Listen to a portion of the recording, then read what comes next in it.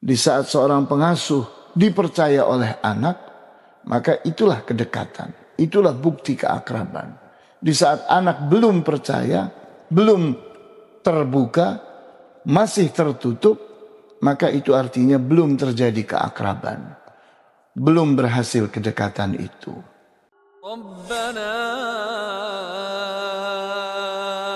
atina fid dunya hasanah wa fil akhirati hasanah wa qina adzaban nar. Assalamualaikum warahmatullahi wabarakatuh. Alhamdulillah wassalatu wassalamu ala Rasulillah wa ala alihi wa ashabihi wa man tabi'ahu bihudah ila yaumil qiyamah wa ba'd. Ikhwani wa akhwati fid din, a'azzakumullah. Pada kesempatan kali ini insyaallah kita ingin membahas tentang sukses mendidik anak dengan dialog. Berdialog dengan anak adalah pola pelayanan yang terbukti paling ampuh dalam memberikan kesan kuatnya perhatian kita kepada anak itu.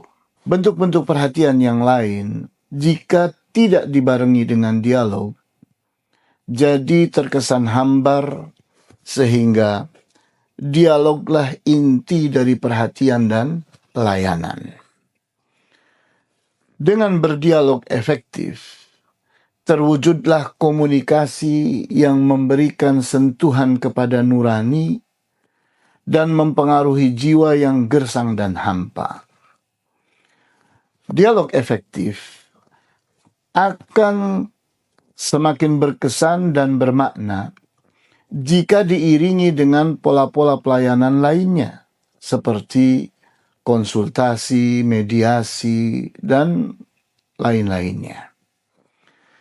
Di antara pola-pola pelayanan yang perlu dilakukan kepada anak, melatih, memfasilitasi, memotivasi, berkonsultasi, memediasi, dan menginspirasi.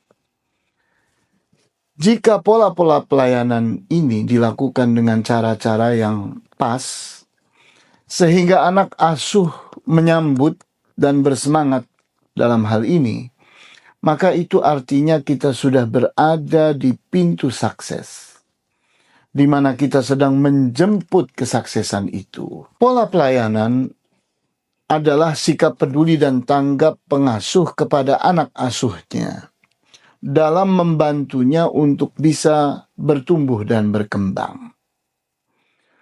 Melayani anak asuh, pengertiannya adalah bersikap peduli dan tanggap dalam memenuhi kebutuhannya akan hal-hal yang bermanfaat bagi fisik, mental, dan perkembangan kemampuannya. Pada umumnya, anak-anak bersikap tertutup dan tidak berbicara kecuali jika ditanya oleh orang yang dekat dengannya.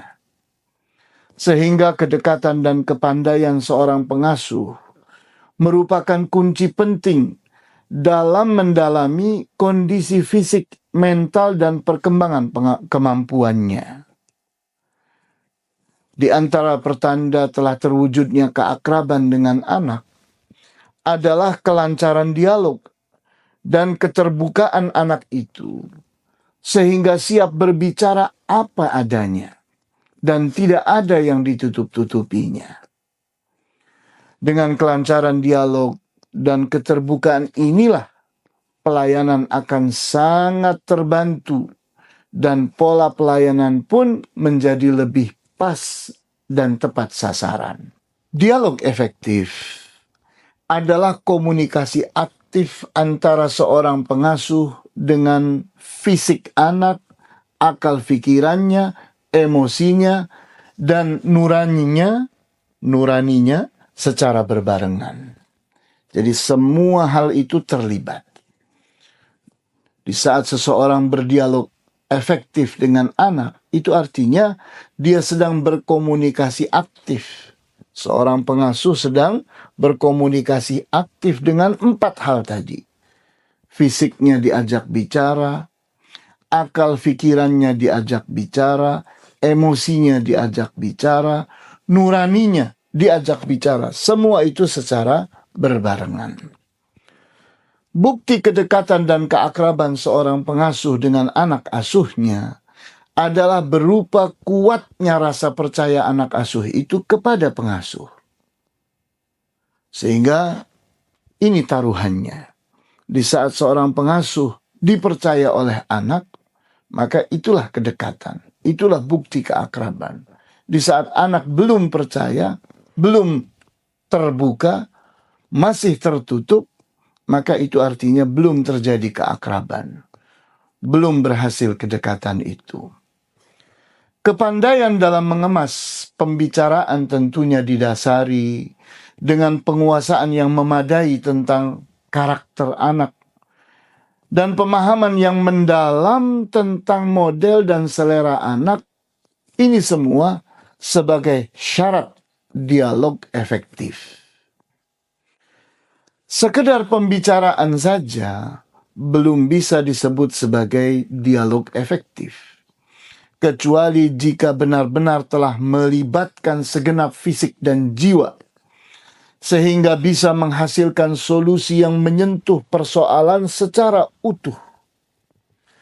Dialog efektif adalah komunikasi yang lancar dan didukung dengan keakraban serta kepandaian dalam mengemas pembicaraan, sehingga menghasilkan keterbukaan yang sangat membantu dalam menentukan pola pelayanan yang lebih pas dan lebih tepat sasaran.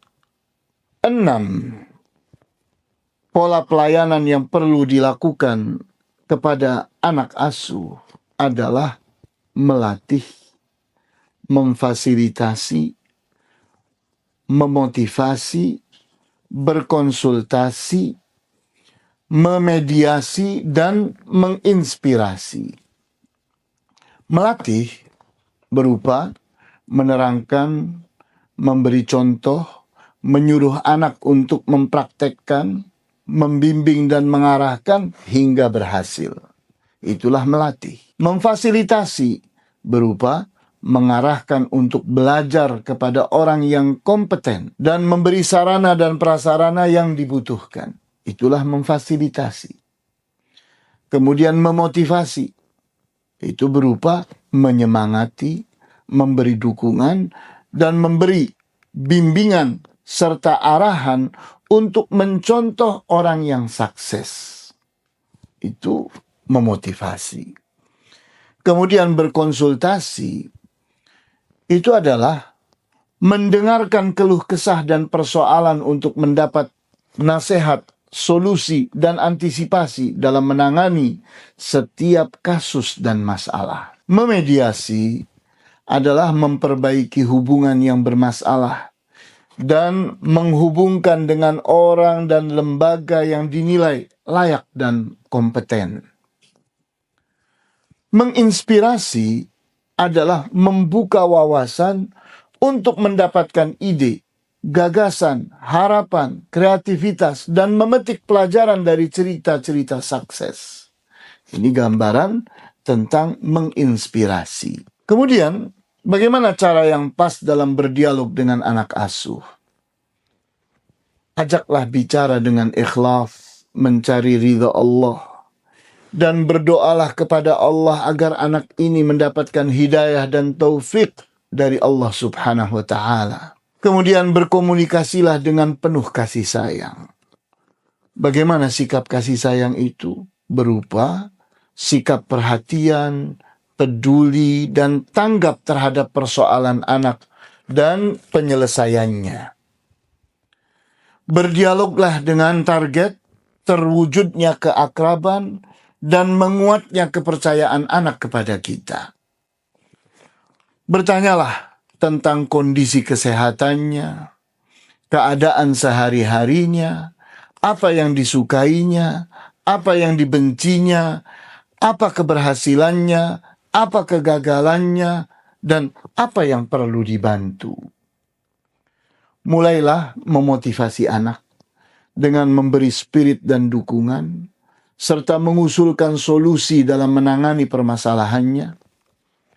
Berdiskusilah dengan penuh keakraban sambil membimbing dan mengarahkannya kepada perbaikan dan kemajuan.